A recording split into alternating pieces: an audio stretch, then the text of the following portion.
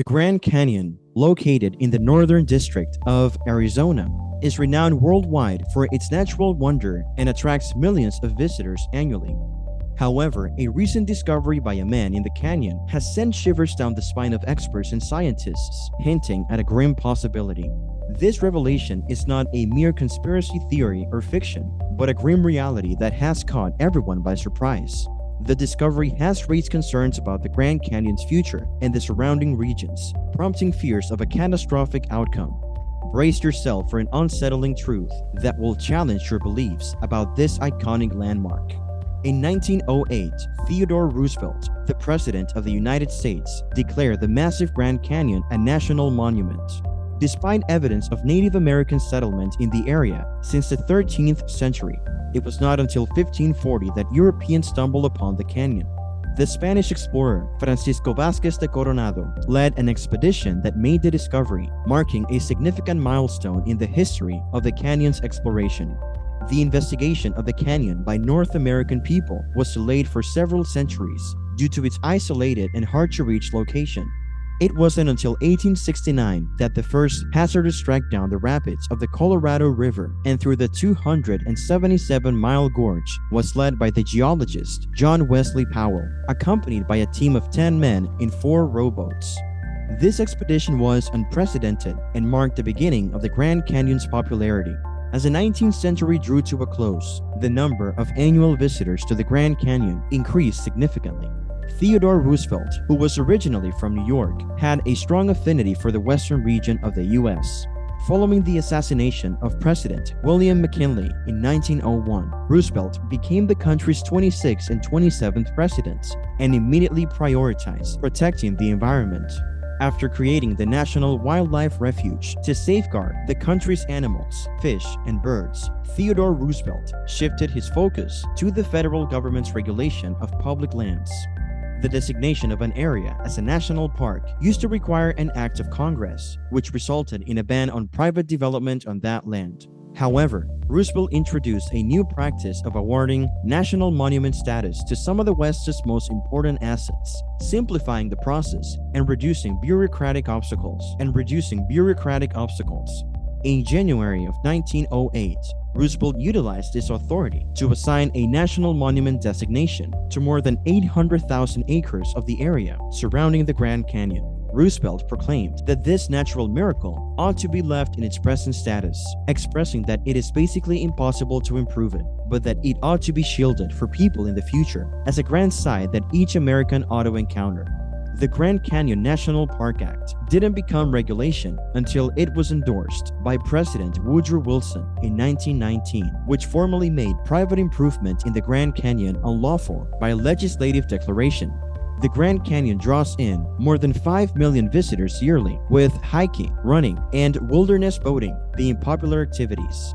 The canyon floor can be reached by foot or boat, but many people prefer to take in the stunning view from the south rim, which is over 7,000 feet above sea level. This breathtaking panorama has remained practically unchanged for more than 400 years. Despite being published in 1909, some people question the validity of the Grand Canyon article. Skeptical authors, professors, and the Smithsonian all agree that the piece is nothing more than sensational yellow journalism. They suggest that the article was created to take advantage of people's spiritual needs by appealing to their credulity and superstition. At best, the essay seems unlikely, and at worst, it appears to be a dishonest attempt to make money by spreading tall tales.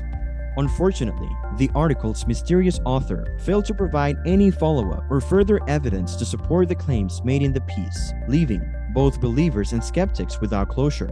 Even over a century later, the Smithsonian continues to deny the existence of Kincaid or Professor Jordan and refuses to acknowledge the article's validity. The story goes that Kincaid was accompanied on his second trip to the site by a Smithsonian archaeologist named S.A. Jordan, as per the narrative. However, only the Arizona Gazette appears to have published the piece. The names of Kincaid and Jordan are absent from official records. The academic establishment appears to unquestioningly follow the conventional narrative, whereas alternative researchers firmly believe that the entire account is a complex deception. These alternative researchers contend that there exists a restricted area within the Grand Canyon National Park where hiking, camping, or exploration is strictly forbidden. The peculiar names of places in this area serve as further evidence that the federal government is clandestinely monitoring it. The more radical factions among the alternative groups view this as merely the starting point of a more extensive conspiracy involving subterranean reptilian overlords who control the ruling elite. The skeptical perspective is guarded by formidable defenses of authority and plausibility, making it arduous for a solitary article published over a century ago to breach its barriers. While it would be unwise for an impartial researcher to trust a newspaper and an anonymous author, it would be equally foolish to accept the official story furnished by a government agency that undoubtedly possesses a vested interest in manipulating the official version of human history. The US government's efforts to promote native cultures in the early 1900s serve as a prominent example of this phenomenon. But how can we discern the truth and evaluate conflicting claims? The key lies in adopting an objective approach, shedding our preconceptions, and relying on evidence while steering clear of confirmation bias and logical fallacies. A news article from 1909 highlights the Grand Canyon's restricted area and the rule of law, perhaps for dramatic effect. However, upon further investigation, we confirm that this part of the park is indeed off limits, leading to a more plausible explanation that poses a challenge. The official document outlining the closed areas and roads in Grand Canyon National Park is lengthy and tedious, but it provides relevant information. For example, it specifies that certain areas, such as the Hopi Fire Tower and Access Road, Maricopa Point Endangered Plant Area, and Hopi Salt Mines, are closed or have restrictions. It's worth noting that these mines are not actual mines, but rather ancient man-made tunnels supposedly built by the Hopi people. No one can enter any cave or mine in the park without a permit, which is never granted. The following passage discusses the management of anthropogenic features in certain national parks, the issuance of backcountry permits, and the restriction of airspace in some parks to protect visitors' health and safety. The Federal Cave Resources Protection Act of 1988 mandates that anthropogenic features, including a twilight zone and a zone of perpetual darkness, be managed as caves. To comply with this provision, interested parties can apply for and obtain permits from the Backcountry Permits Office. Furthermore, in 1987, legislation was enacted to restrict airspace over the canyon, Yosemite, and Haleakala National Parks. This law aimed to restore the natural quiet and experience of the park and protect public health and safety from adverse effects associated with aircraft overflight.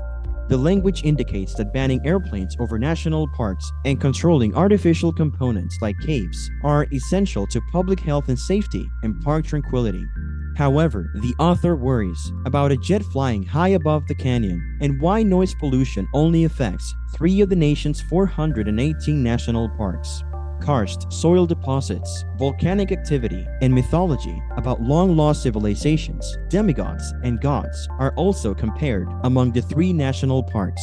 The passage also suggests that up to 50,000 people may have lived in these parks as unexplored cave networks, highlighting their historical and environmental significance. Arizona Indian groups may have descended from cave dwellers, serfs, or slaves, usually a highly evolved civilization before Christianity. Native American tales describe the Anasazi as longtime enemies. The Anasazi occupied the area for a long time before the current tribes, and archaeological evidence shows frightening activity at these sites. Human remains are common even without animal bones or skins. However, how these bones were found is terrifying. Big Cave in Canyon del Muerto is close to Mummy Cave in Canyon de Shelly. Slapline Canyon of the Dead yielded 14 baby bodies. The big basket beneath the kids contained the bones of 4 additional youngsters. From 1880 through 1910, Professor David Starr Jordan worked at the Smithsonian Institution. He went on Colorado River and Grand Canyon ichthyological expeditions. Starr was not his middle name until later in life, according to census statistics. Thus, it was not made public until after he reached maturity, raising questions about his character and legacy. A study of the decay of races throughout the survival of the unfit was published in 1899 by Stanford University President Jordan, who supported eugenics. This article exposed xenophobic paranoia and crude pseudoscience as he advocated for drastic measures to preserve racial purity. Jordan led a countrywide sterilization effort, which was clearly a crime against humanity. Thus, in 2003, several California structures were renamed dishonorably, and the state legislature expressed deep regret for their eugenics involvement. Given this history, it is not surprising that the Smithsonian Institution may have hired Jordan to change the historical narrative or is now distancing itself from him. The Grand Canyon's history and possible hidden secrets are shrouded in mystery, and conflicting claims and theories continue to exist. While it is essential to adopt an objective approach and rely on evidence to evaluate these claims, it is equally important to avoid confirmation bias and logical fallacies. Ultimately, further research and investigation may shed light on the truth behind the Grand Canyon's hidden secrets.